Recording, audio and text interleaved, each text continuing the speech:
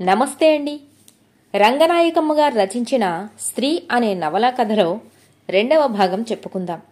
మధ్యాహ్నం వేళ office waiting రూంలో కాలక్షేపంగా పాత పేపర్లు తిరగవేస్తూ కూర్చున్న పార్వతి తుల్లిపడింది. విస్మయంతో 1-4 సార్లు చూసింది ఆ పెళ్లి ఫోటోను. తన కళ్ళు తనను మభ్యపెడుతున్నాయేమో అన్నంత అనుమానంతో చుట్టూ పరికించింది. ఎక్కడి వస్తువులక్కడా, ఎక్కడి మనుషులక్కడా అలాగే ఉన్నారు. ఏమీ మార్పు లేదు. ఏమిటండి అంత ఆశ్చర్యంగా చూస్తున్నారు? ఫ్లాస్క్ ఖాళీ చేసి మూత బిగిస్తూ పలకరించాడు తోటి గుమస్తా నారాయణరావు. అబ్బే ఏం లేదండి, ఇక్కడ ఈ పేపర్లో ఓ పెళ్లి ఫోటో చెప్పాలన్న ప్రయత్నం లేకుండానే చెప్పేసింది. ఏది ఇటు చూపించండి అన్నాడు ఆయన. అయిష్టంగానే అందించింది పేపరు. ఓ, ఇది వారం రోజుల కిందటిదండి. ఇప్పుడు చూసి విస్తుపోతున్నారేంటి? ఆ రోజు ఈ ఫోటో చూసినప్పుడు నేను మీలా కొంచెం ఆశ్చర్యపోయానులేండి. మన వెర్రిగాని ఇది రాకెట్ల యుగమండి. ఒక గోళం మీద నుంచి ఇంకో గోళం మీదకి ఎగరాలని ప్రయాణాలు కడుతూ ఉంటే వర్ణాంతర వివాహాలు, మతాంతర వివాహాలు, ఇంకా ఏం విడ్డూరం. డాక్టర్ చదివిన ఓ ఆడపిల్ల ఆ మాత్రం సాహసమైనా చెయ్యలేకపోతే ఇక మనమేం పురోగమిస్తున్నట్టు అన్నాడు. అయోమయంగా చూసింది పార్వతి. నారాయణరావు నిజంగా మెచ్చుకుంటున్నాడో లేదా వెటకారం చేస్తున్నాడో ఆమెకు అర్థం కాలేదు.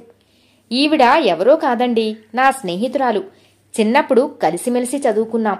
నా ప్రాణ స్నేహితురాలు పద్మజ. పద్మ అనేయాలన్నంత తొందర కలిగింది. తమాయించుకుంది బలవంతంగా. పేపర్ అందుకుని మళ్లీ చూస్తూ కూర్చుంది. పద్మజ అందంగా నిర్లక్ష్యంగా నవ్వుతోంది. అతను జార్జి విలియమ్స్, పద్మజ ప్రియుడు. ప్రియుడేమిటి, పద్మజ భర్త. సంతోషంగా చురుగ్గా చూస్తున్నాడు. ఇద్దరికీ అందచందాల్లో మంచి పొందిక కుదిరింది. ఒకరి కోసమే ఒకరు పుట్టినట్టు, ఒకరు లేక మరొకరు లేనట్టు ఆ చూపుల్లో, వారి సాన్నిధ్యంలో అనురాగ స్రవంతులు ప్రవహిస్తున్నట్టున్నాయి. చూసిన కొద్దీ చూడబుద్ధి కలుగుతున్నా ఆ తన్మయత్వంలో వాస్తవం గుర్తొచ్చింది కొంతసేపటికి. పద్మజ ఎంత పనిచేసింది.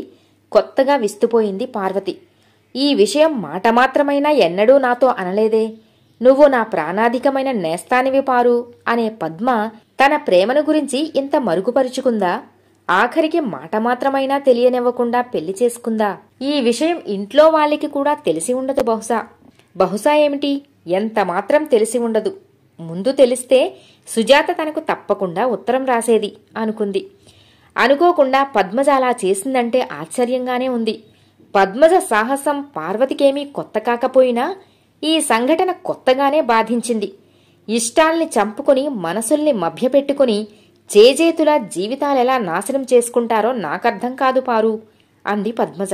రఘు పెళ్లికొడుకై తరలి వెళుతున్న ఆ రోజు తమ మీద కోపంతో అలా ఆవేశంతో మాట్లాడిందేమో అనుకుందే గాని నిజంగా చేతలకు వస్తే ఇంత సాహసం ప్రదర్శించగలదని ఊహించలేకపోయింది అప్పుడు తను. పద్మజ ఇలా చెయ్యకుండా ఉంటేనే బాగుండేదేమో.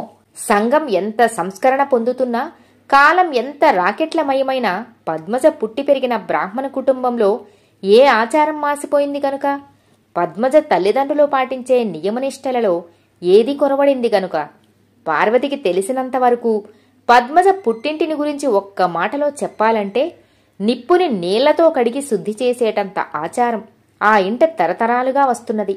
ఈశ్వర సోమయాజి తాత యజ్ఞయాగాలు చేసి సోమయాజి అయ్యాడట. తండ్రి శుద్ధ బ్రాహ్మణ పండితులను, శ్రోత్రియ కుటుంబీకులను విశేషంగా ఆదరించాడట జీవితమంతా. ఇక సోమయాజి ఎంత ఇంగ్లీషు విద్య అభ్యసించి తహసీల్దారు ఉద్యోగం సంపాదించినా నెత్తిమీద పంచశిఖల్లో ఓ శిఖని పవిత్ర బ్రాహ్మణ్యానికి గుర్తుగా పెంచుకుంటూనే ఉన్నాడు. తను ముప్పూటలా సంధ్యవార్చటంతో పాటు ఏకైక పుత్రుడు విజయశాస్త్రికి కూడా ఆ ఆచారాన్ని విధిగా సంక్రమింపజేశాడు. తాతల నాటి రక్తం నరనరాన ప్రవహిస్తున్న శాస్త్రికి బ్రాహ్మణ్యం మీద మహాగౌరవం.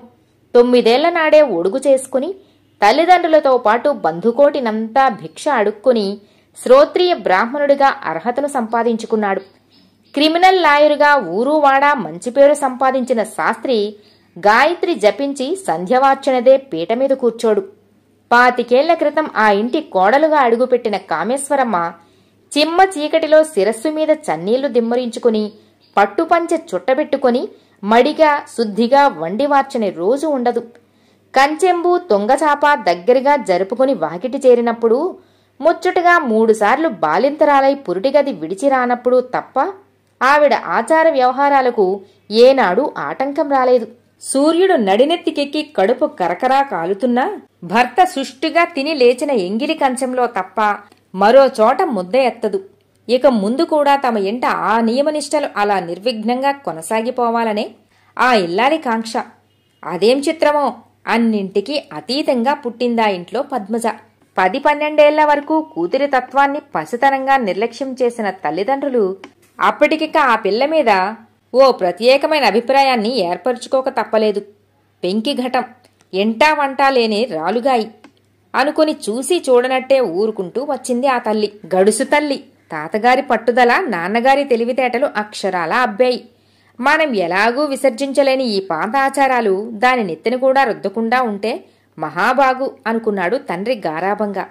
భోజనం ముందు కూర్చొని మంత్రాలేవో ఉచ్చరిస్తూ పుడిసెడు నీళ్లు గుటక వేసి కంచం చుట్టూ నీళ్లు చిమ్ముతున్న శాస్త్రిని చిన్నతనంలో ఓసారి నవ్వుతూ అడిగింది పద్మజ. ఎందుకన్నాయ్ నువ్వు ఎప్పుడు ఇలా చేస్తావు అని. ఇది మన బ్రాహ్మణ నియమం, చేసి తీరాలి అన్నాడు శాస్త్రి. దీనివల్ల ఏం ప్రయోజనం ఉంటుంది అంది మళ్ళీ. ఏదో ఉంటుంది, లేకుండా మన పూర్వులు పెట్టి ఉండరు కదా అన్నాడు. నిజంగా అదేమిటో నీకు తెలియదు? అయితే నేను చెప్పనా అంది కుతూహలంగా చూస్తూ పద్మజ. కంచం చుట్టూ నీళ్లు చిమ్మి తడిగా చేస్తే చుట్టుపట్ల పాకే సూక్ష్మక్రిములేవి ఆహారంలోకి రాలేవట. భోజనం ప్రారంభించే ముందు కాసిన నీళ్లు తాగితే కంఠనాళం నిరాటంకంగా ఉండి తర్వాత తినేదాన్ని సులువుగా వెల్లనిస్తుందట. మా సైన్స్ మాస్టర్ చెప్పారులే అంది. మరి ఏదో ప్రయోజనం కోసమేగా పెద్దలి ఆచారం ఏర్పరిచారు. గర్వంగా చూశాడు శాస్త్రి. అయితే అన్నాయ్, ఈ ప్రయోజనం అందరికీ అవసరం లేదు, ఒక్క బ్రాహ్మణులకేనా ఇలా నియమించటంలో అర్థమేముంది అంది. తికమక పడ్డాడు విజయశాస్త్రి. మరి అందరూ అంత శ్రద్ధగా పాటిస్తారా ఏంటి అన్నాడు. పూర్వం నుంచి వస్తోందని మనం పాటించటం లేదు, అలా అందర్నీ శాసిస్తే ఎందుకు పాటించరు అంది. అబ్బా, ఏమిటే నీ తర్కాలు నువ్వును, తిండి తినక అని విసుక్కుంది కామేశ్వరమ్మ కూతుర్ని. తర్వాత కూడా పద్మజ ఆ విషయం మీద చాలాసేపు ఆలోచించింది. చివరికి తన సందేహం తండ్రి దగ్గర బయటపెట్టింది కూడాను. రాత్రి భోజనాలయ్యాక వీధి వాకిట్లో వాలు కుర్చీలో తమలపాకులు నములుతూ ఆకాశంలోకి చూస్తూ కూర్చున్న తండ్రి దగ్గరికి వెళ్లి కూర్చుంది.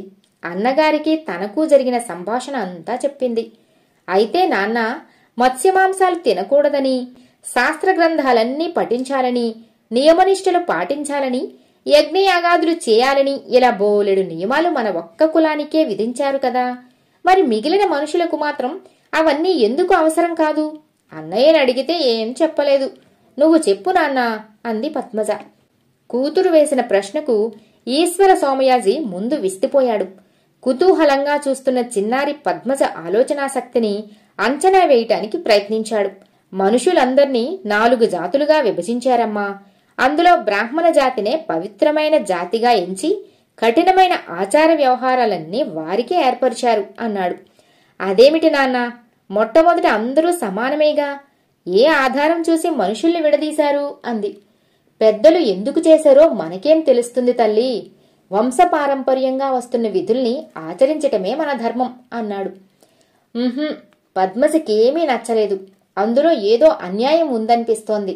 నాన్న, ఎవరో ఎప్పుడో విధించారని దాన్నే నమ్మమంటే ఏం బాలేదు అంది. కూతురు అంత పెద్ద పెద్ద ఆలోచనలతో మనసు పాడు చేసుకోవటం సోమయాజికి నచ్చలేదు. ఈవేళ పాఠాలన్నీ చదువుకున్నావా అమ్మా అన్నాడు ప్రసంగాన్ని మార్చటానికి. లేదు నాన్న, చదువుకుంటాను అంటూ లేచింది పద్మజ. పద్మజ లోపలికి వెళ్ళగానే సోమయాజి భార్యను ఉద్దేశిస్తూ ఇలా అన్నాడు. విన్నావుటే కాముడు దాని మాటలు అని. అది పెంకిఘటమని నేనేనాడో నిర్ధారణ చేసుకున్నాను అంది కామేశ్వరమ్మ ఆవలించి మంచం మీదికి ఒరుగుతూ. సోమయాజి నిశ్శబ్దంగా నవ్వుకున్నాడు. ఒకరోజు మిట్ట మధ్యాహ్నం కామేశ్వరమ్మ 1 గంట దాటినా నకనకలాడే కడుపుతో ఉస్సురని నిట్టూరుస్తూ లోతుకుపోతున్న కళ్ళతో వీధి పొడుగుకు పరికిస్తూ గడపలో చెంగుపరుచుకుని నడుం వాల్చింది. సోమయాజి భోజనానికి రాని కారణంగా ఆవిడ నోరు అన్నం తినడానికి ససేమిరా ఒప్పుకోవటం లేదు. అప్పుడే స్కూల్ నుంచి వచ్చిన పద్మజకు అన్నం వడ్డించి తల్లి నీరసంగా చతికిలపడింది గడపలో.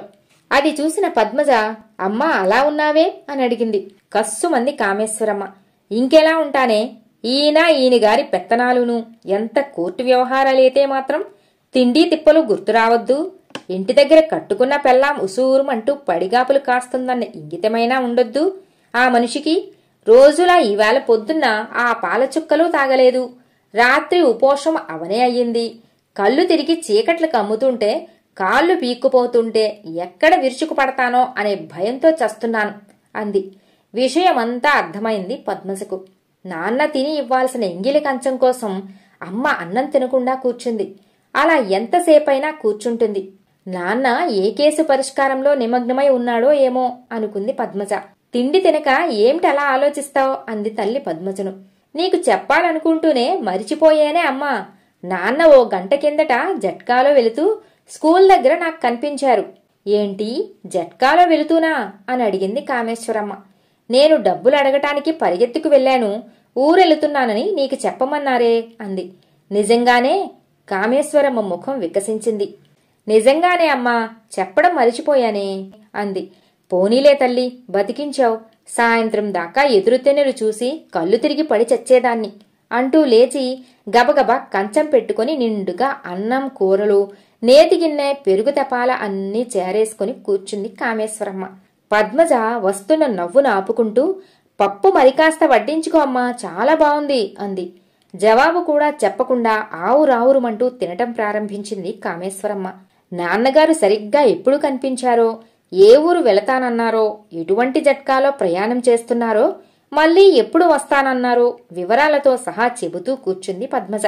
కామేశ్వరమ్మ పెరుగు వంపుకొని జుర్రుతుంటే వీధి గుమ్మంలో పిలుపు వినిపించింది. కాముడు అని.